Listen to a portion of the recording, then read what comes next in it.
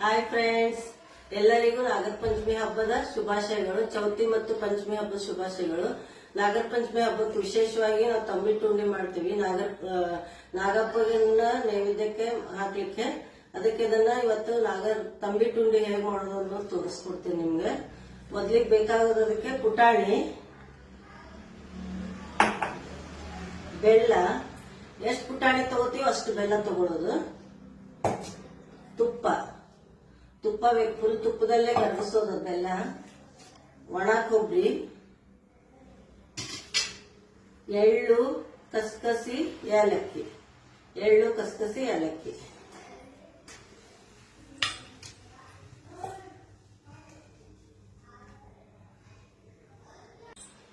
ಮೊದಲಿಗೆ ನಾನು ಪುಟಾಣಿನ ಪೌಡರ್ ಮಾಡ್ಕೊಂಡ್ ಬರ್ತೀನಿ.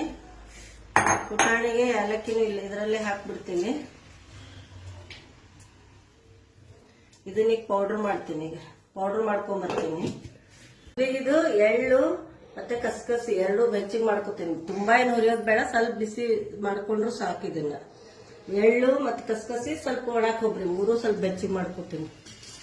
ಒಣ ಕೊಬ್ಬರಿ ಮೂರು. ಇದು ಎಳ್ಳು ಹಾಕೋತೀನಿ.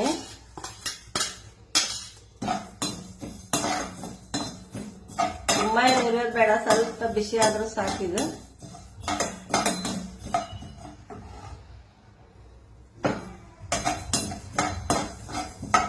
ಆಮೇಲೆ ಕಸಕಸಿ ಹಾಕೋತೀನಿ.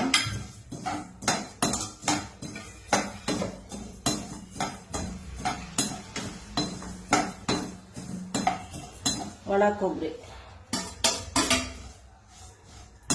ಮೂರು ಸ್ವಲ್ಪ ಬೆಚ್ಚಗೆ ಮಾಡ್ಕೊಂಡ್ರೆ ಸಾಕಿದೆ.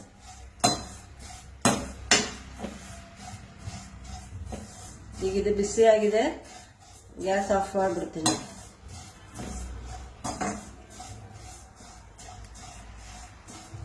ಪುಡಿ ಈ ತರ ನುಣ್ಣಗೆ ಮಾಡ್ಕೊಂಡ್ ಬಂದಿದ್ದೀನಿ. ಈಗ ಇದನ್ನ ಜರಡಿಗೆ ಹಿಡ್ಕೋಬೇಕು. ಜರಡಿಗೆ ಹಿಡ್ಕೋತೀನಿ. ಈಗ ಎಳ್ಳು ಮತ್ತು ಕಸಕಸಿ, ಒಣ ಕೊಬ್ಬರಿ ಇದನ್ನ ಬೆಚ್ಚಗೆ ಮಾಡ್ಕೊಂಡಿನಿ. ಇದ್ರೊಳಗಡೆ ಈಗ ಇದು ಹುರ್ಗಡ್ಲೆ ಹಿಟ್ಟು ಅಂದ್ರೆ ಪುಟಾಣಿ ಹಿಟ್ಟು ಮಿಕ್ಸ್ ಮಾಡಿ ಚೆನ್ನಾಗಿ ಕೈ ಆಡಿಸ್ಕೊಂಡು ಇಟ್ಕೋಬೇಕೆಲ್ಲ.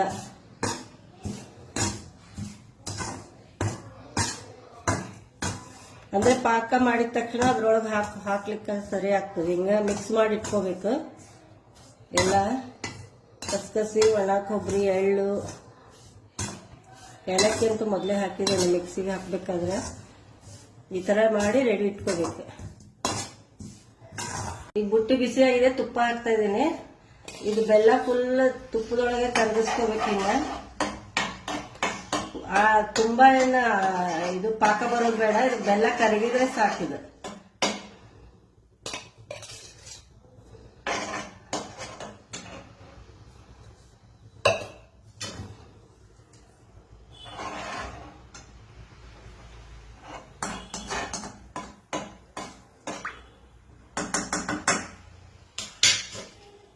ಈಗ ಇದಕ್ಕೆ ಬೆಲ್ಲ, ತುಪ್ಪ ಕರಗಿದೆ, ಬೆಲ್ಲ ಹಾಕ್ತಾ ಇದ್ದೀನಿ. ಅದಕ್ಕೆ ಎಷ್ಟು ಪುಟಾಣಿ ತಗೋತೀವಿ ಅಷ್ಟು ಬೆಲ್ಲ ತಗೋಬೇಕು.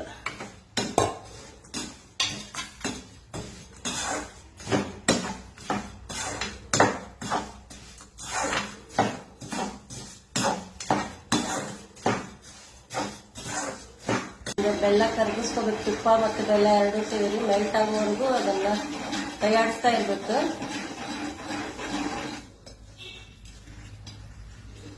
ಬೆಲ್ಲದ ಪಾಕ ಏನ್ ಬೇಡ, ಇದಕ್ಕೆ ಕರಗಿದ್ರೆ ಸಾಕಿದು.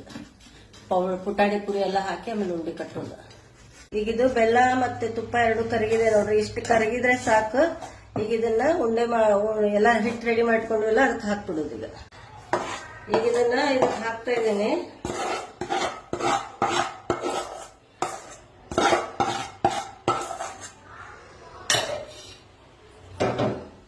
ಹಾಕಿ ಚೆನ್ನಾಗಿ ಬೇಗ ಕೈ ಆಡಿಸ್ಕೊಂಡ್ಬಿಡ್ಬೇಕು. ಈಗ ಇದನ್ನ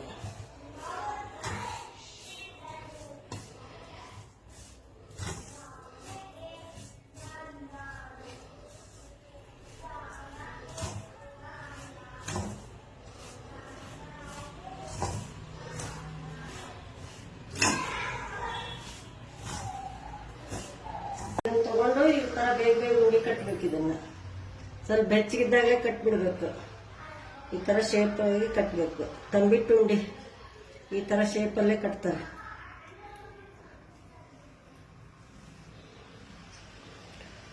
ಇನ್ನೊಂದು ಮಾಡಿ ತೋರಿಸ್ತೀನಿ ಈಗ.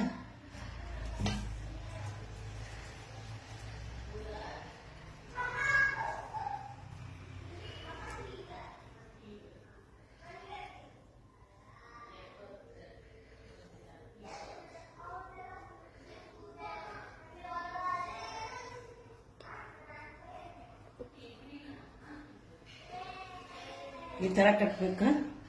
ಇದೇ ತರ ಎಲ್ಲ ಕಟ್ಕೊಂಡು ಹೋಗ್ಬೇಕು. ಈ ತರ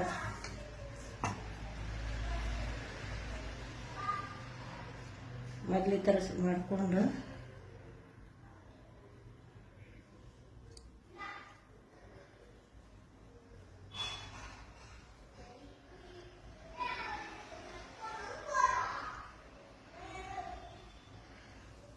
ತರ ಕಟ್ಟಬೇಕು. ಇದಕ್ಕೆ ನೀರೇನು ಹಾಕಲ್ಲ ನಾವು, ತುಪ್ಪ ಅಷ್ಟೇ ಹಾಕ್ತಿವಿ. ಈಗ ಆದಷ್ಟು ಬಿಸಿ ಇದು ಬೆಚ್ಚಗಿರೋ ಅಷ್ಟರೊಳಗೆ ಎಲ್ಲ ಕಟ್ಟಿ ಮುಗಿಸ್ಬಿಡ್ಬೇಕು ಬೇಗ ಬೇಗ, ಇಲ್ಲಾಂದ್ರೆ ಅದು ಪೌಡರ್ ಆಗಿಬಿಡ್ತದೆ.